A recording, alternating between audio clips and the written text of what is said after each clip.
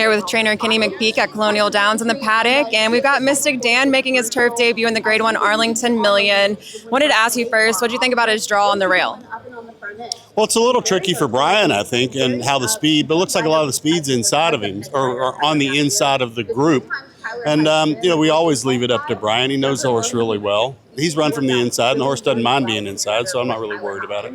I know you've thought about trying him on the turf, but when did this plan really come together? I have been thinking about it for probably 6 months or more. He's a very Northern Dancer type looking horse. I don't know for those that follow the pedigrees. He's not a big horse. He's not a small horse, kind of middle between there. And he is very smooth mover. And I really believe he'll like it. So you really don't know till you try him in a race like this, and certainly against higher level company. It wasn't originally the plan to come in to a race like the Million, but I thought the field was a modest field at this stage. And we're real excited for everybody involved. Where do you want to see him in the early stages? Because we know what he looks like on the dirt, but on the turf, do you want to do anything differently? Well, I think he could maybe even find himself up front if he breaks well, but we'll leave that up to Brian. Totally trust Brian, and he knows the horse underneath him really well.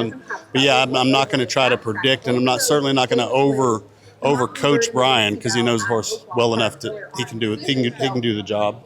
Now, I wanted to get your takeaways with Lord in the Petramalo Mile, finished third, stakes debut. What were your takeaways? Well, I was really pleased. That horse has been very much an overachiever for a long time.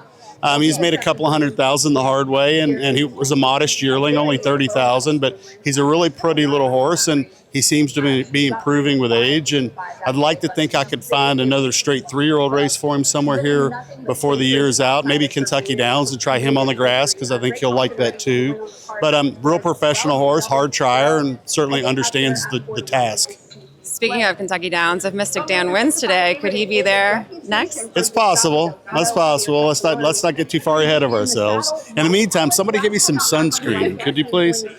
I'll work on that. Best of luck today, Kenny. Thanks.